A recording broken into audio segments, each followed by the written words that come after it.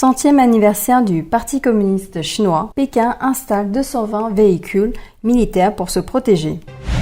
Le Parti communiste chinois menace d'exterminer les défecteurs.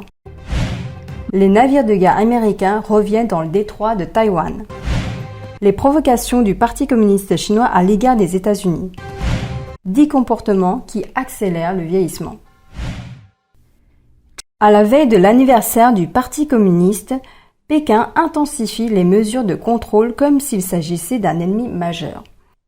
Selon des vidéos, un grand nombre de véhicules transportant des militaires se sont installés dans le stade national et le parking du stade. Étant donné l'annonce officielle selon laquelle il n'y aura pas de parade militaire pour la fête, les internautes supposent que la présence des militaires est déployée pour maintenir la stabilité et se prémunir contre le peuple qui peut causer des problèmes. Radio Free Asia rapporte que de nombreux agents de la sécurité publique et d'agents civils ainsi que des chiens policiers ont été déployés dans la capitale. Selon un utilisateur de Twitter, le peuple est violemment réprimé. En outre, du 22 au 25 juin, un spectacle culturel spécial pour la célébration du Parti communiste avait été organisé au Stade national. Selon une source, le Parti communiste chinois a utilisé l'argent des contribuables pour effectuer la première répétition.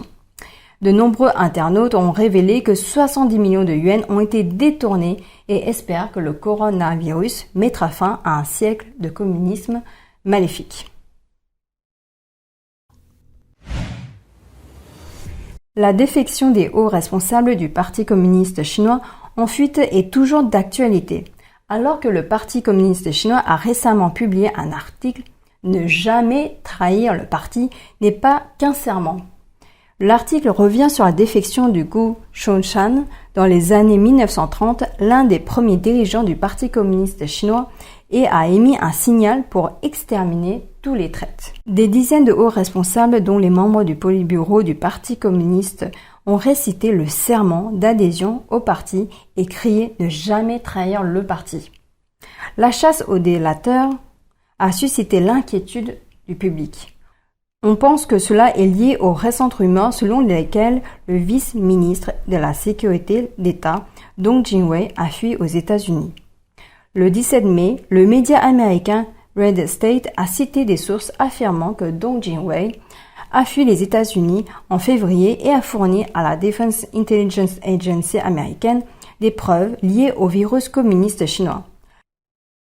La nouvelle n'a pas encore été officiellement confirmée par les États-Unis, mais si elle est vraie, elle aura sans aucun doute un impact négatif sur le Parti communiste chinois. Il y a quelques jours, les États-Unis ont annoncé que l'USS Curtis Wilbur, un destroyer de la marine américaine, a de nouveau traversé le détroit de Taïwan. Le 22 juin, soit la 6e fois depuis l'entrée en fonction du président Biden, le Parti communiste chinois, sans surprise, a riposté de nouveau pour s'opposer à cette traversée. Le ministère de la Défense nationale de Taïwan a confirmé le 23 juin qu'un destroyer de la marine américaine est passé dans le détroit de Taïwan. Pendant que le navire de guerre se dirigeait vers le nord dans le détroit de Taïwan, l'armée taïwanaise contrôlait la dynamique pertinente des eaux et de l'espace aérien entourant Taïwan. La situation était normale. L'armée américaine a déclaré que le destroyer a traversé le détroit de Taïwan conformément au droit international, démontrant ainsi l'engagement des États-Unis envers une région Indo-Pacifique libre et ouverte. Le colonel principal de l'armée de l'air chinois Chang Chun-hui, porte-parole du front de l'Est du Parti communiste, a déclaré que le front de l'Est avait surveillé et averti le navire de guerre américain tout au long de son voyage. Le colonel a déclaré que la partie américaine joue délibérément le même jeu dans le détroit de Taïwan pour créer des problèmes. Ce dernier a également averti de répondre à toutes les menaces à tout moment.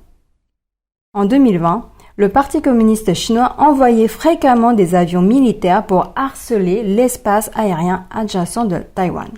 Le 15 juin, le ministère taïwanais de la Défense nationale a confirmé que 28 avions militaires chinois supplémentaires avaient pénétré dans la zone d'identification de défense aérienne de Taïwan. Avant cette traversée, le sommet du G7 avait publié une déclaration commune qui dénonçait avec force la persécution des droits de l'homme par le Parti communiste chinois, la destruction de l'autonomie de Hong Kong et la traçabilité de l'épidémie. Elle mentionnait pour la première fois l'importance de la paix et de la stabilité dans le détroit de Taïwan. Autant de points qui ont heurté le Parti communiste chinois. Ce dernier a exprimé son vif mécontentement.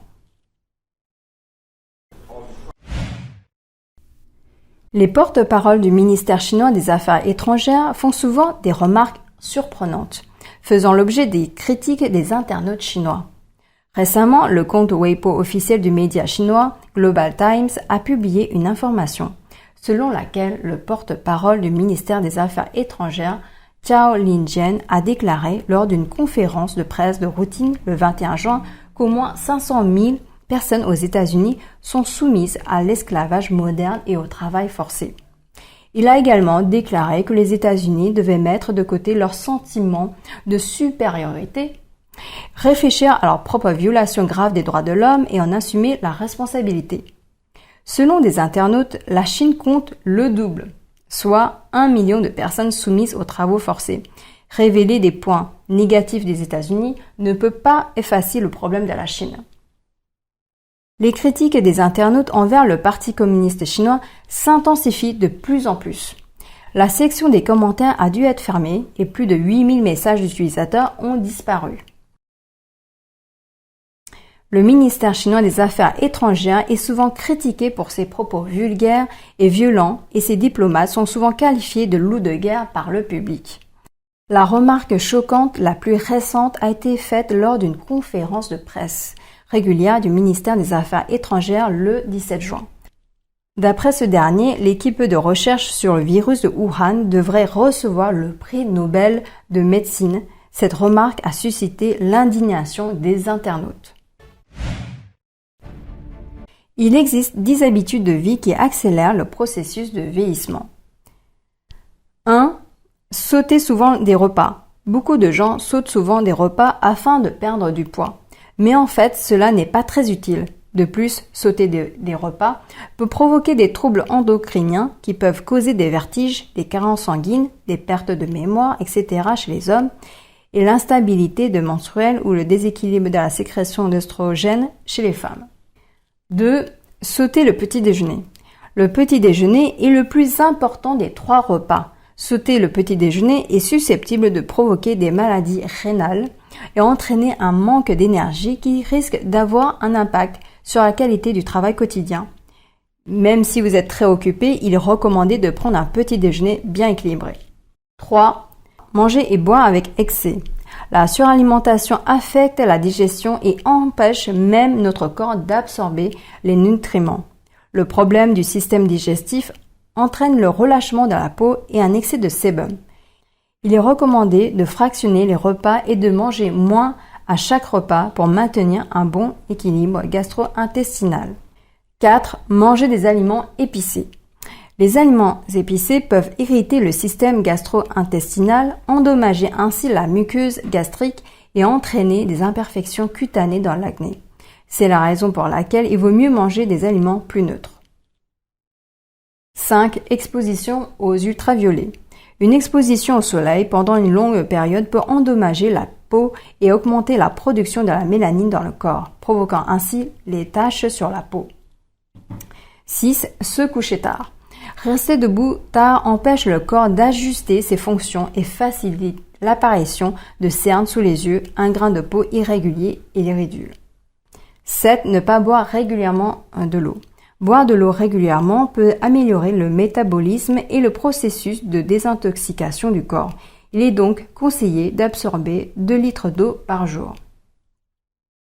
8. Inhaler souvent les fumées de la cuisson. Si vous n'utilisez pas la hotte lorsque vous cuisinez, vous risquez d'inhaler les fumées, ce qui accélère le vieillissement cellulaire. 9. Le stress. Un stress trop important rend les gens incapables de travailler et de vivre normalement et entraîne des troubles endocriniens. 10. Anxiété et dépression. Selon un dicton chinois, sourire peut vous rajeunir de 10 ans. Une personne en dépression et anxiété permanente peut avoir des problèmes de santé tels que l'insomnie, la perte des cheveux et des symptômes de vieillissement précoce. Il est conseillé d'apprendre à soulager le stress, à maintenir une attitude optimiste pour être en forme physiquement et mentalement.